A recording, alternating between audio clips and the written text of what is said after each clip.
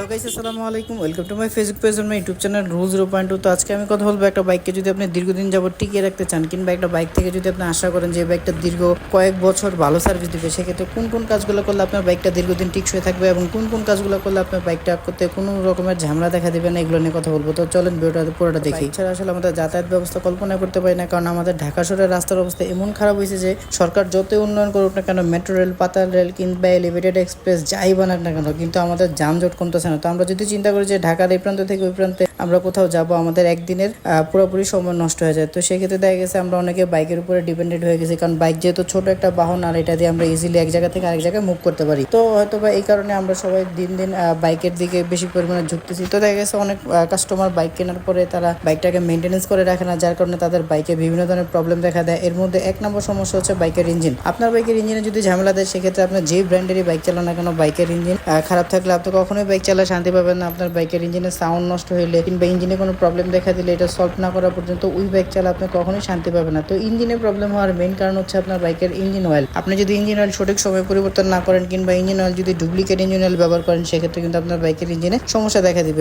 এরপরে আপনার বাইকে যদি আপনি সবসময় ওভারলোড বাইক চালান, অনেকে আছে আমরা তিনজন নিয়ে বাইক চালাই, কিংবা রাস্তাঘাট যেসব রাস্তায় ভাঙাচোরা আছে এগুলাতে জোরে জোরে নিয়ে রানিং অবস্থায় ফালাই, একটু যত্ন করি না, সেক্ষেত্রে দেখা গেছে যে বাইকের উপরে ওভার লোড পরে আমাদের ক্লাস স্পিডের সমস্যা এবং গাড়িটা দুর্বল হয়ে যায়। সেক্ষেত্রে সবসময় চেষ্টা করতে হবে যে দুইজন নিয়ে বাইক রাইড করবো এবং ভালো রাস্তাঘাট ব্যবহার করবো, এবং যে সমস্ত স্থানে উঁচা নিচা ভাঙা আছে সব স্থানে আমরা আস্তে ধীরে বাইক রাইড করবো। তাহলে আমাদের বাইকের সাসপেনশনটা ভালো থাকবে, আমাদের বাইকের বল রেসারটা ঠিক থাকবে। তা না হলে দেখা গেছে কিছুদিন পর আমাদের সাসপেনশন বসে যাবে কিংবা আপস এন্ড ডাউন খেলবে না, অথবা আমাদের সামনে বল রেসারটা নষ্ট হয়ে যাবে এবং আমাদের বাইকের যে ফ্রক সিল থাকে ফ্রক সিলটা নষ্ট হয়ে যাবে। ফ্রক অয়েল যদি বের হয়ে যায়, সেক্ষেত্রে দেখা গেছে বাইকটা একুরেট ব্যালেন্স পাবে না। আপনার যতই বাইকটাকে চালাবেন, বাইকটা একদিকে টানবে কিংবা সামনে থেকে কটকট করে আওয়াজ করবে ব্রেক ধরলে। আসলে এই ধরনের মেনটেন্যান্স গুলো যদি আমরা একটু সাবধানে সতর্কতার সাথে মেনে চলি, সেক্ষেত্রে আমাদের বাইকে কোনো ধরনের প্রবলেম হবে না। আমাদের প্রত্যেকের উচিত প্রতি 4000 কিলোমিটার পর অথবা 4 মাস পর আমাদের বাইকের একটি মেনটেন্যান্স সার্ভিস দেওয়া। মেনটেন্যান্স সার্ভিস দিলে একটা জিনিস হয়, যদি আপনার বাইকে কোনো সমস্যা দেখা দেয়, সেক্ষেত্রে সমস্যাটা সহজে ফাইন্ড আউট করা যায়। ফাইন্ড আউট করলে দেখা গেছে যে আপনার বাইকে এখন বর্তমানে কি সমস্যা হচ্ছে বা কি সমস্যা আছে, এটা আপনি সহজে